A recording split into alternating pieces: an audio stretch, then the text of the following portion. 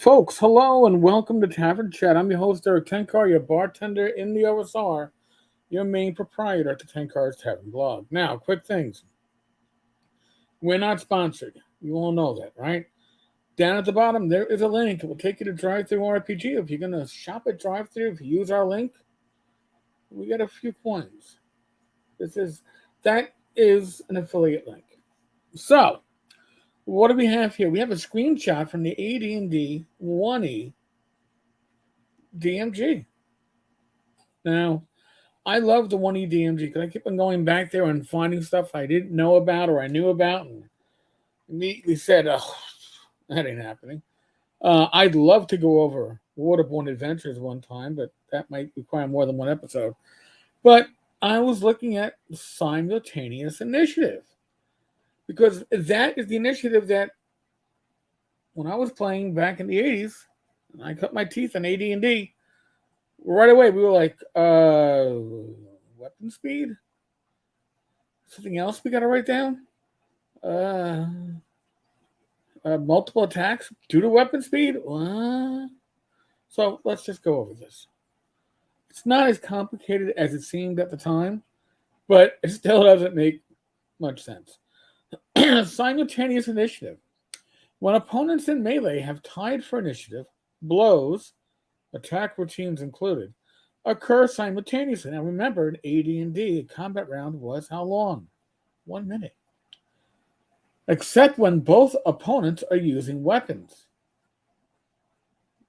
Each weapon has a speed factor, and in the case of otherwise simultaneous blows, the opponent with the weapon which has the lower speed factor will strike first.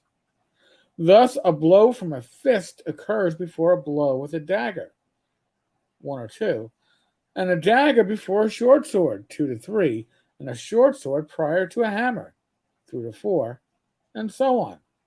Okay, that's easy enough to figure out. Weapon speed factor.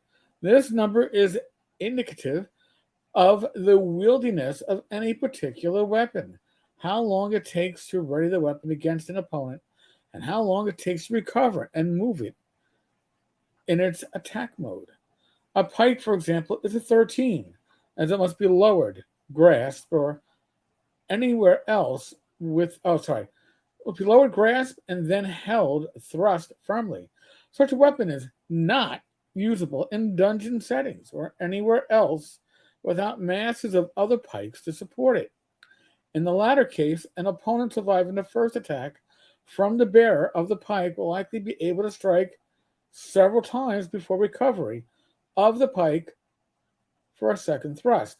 Now remember, this only applies at simultaneous initiative. This is further detailed below. A two-handed sword with a 10 speed factor likewise requires a lengthy readying time and recovery period after its attack due to its size and weight. When weapon speed factor is the determinant of which opponent strikes first in a melee round, right? If you win initiative straight out, weapon factor isn't even a factor. Although it becomes a factor when it comes to spellcasting, but that's a whole other. Because remember, 1A spellcasting could be interrupted. Let me go back to this. When weapon speed factor is the determinant of which opponent strikes first in a melee round, there is a chance that one opponent will be entitled to multiple attacks. Compare the score of the lower factored weapon with that of the higher. Okay.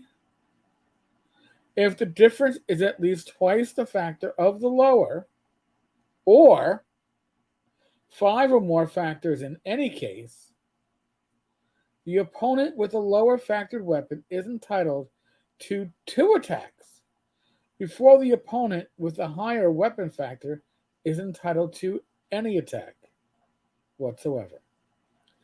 If the difference is 10 or greater, the opponent with a lower factored weapon is entitled to 2 attacks before the opponent is allowed to attack, and 1 further attack at the same time the opponent with the higher speed factored weapon finally is allowed to attack. So that's 2 attacks, and then an actually simultaneous attack simultaneously. Note that such speed factor considerations are not applicable when either closing or charging to melee, but after an initial round of combat, or in cases where closing charging was not necessary, the speed factor considerations are applicable. Now, when does speed factor not come into play? Well, when you're fighting monsters with a bite attack, right? Or you could say speed factor is 1. Now, I've never seen this argument, but I am sure, because usually the arguments aren't made against the players, but I could see this if you summon the creature, right? You summon the creature that has bite, or bite, claw, okay? 3 attacks. And its weapon speed factor would effectively be 1, right? It's the same as a fist. Well, if that's the case, and you're wielding a 2-handed sword, oh heck, even a longsword, I think a longsword is 6. I don't remember weapon speeds all that well. You can make the argument that the creature, the owlbear, should get their claw, bite attacks in prior and get double, so not 3 attacks, 6 attacks. See, that's why this stuff to me was just not worth it. Not with the extra attacks. And I could see simultaneous. All right, yeah, you've got a 2-handed sword. You're fighting a wolf with its bite. The wolf will get its bite in before you. Fine. But there's just so much inherently game breaking with this, especially if you took it to its logical conclusion that most monsters, hey, the skeleton doesn't have a weapon. It's got claws. It's using its blows. Oh, well, it should get extra attacks because of that. Is that really what you want to happen?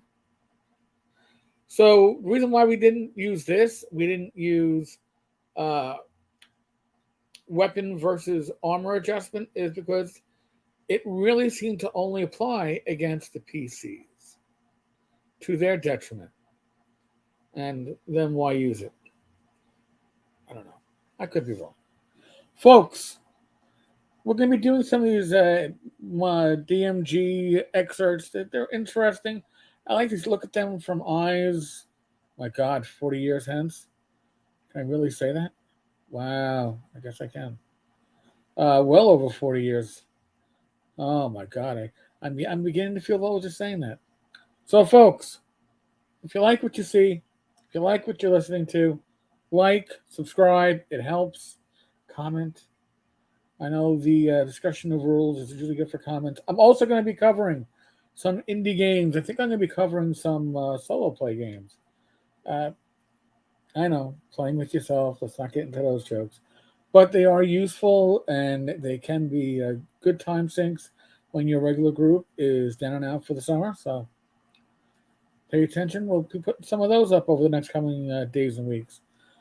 All right, folks. As always, be safe, be well. God bless. Roll those dice, roll them well. I will be back again tomorrow with another video. Again, thanks, folks. God bless. Later.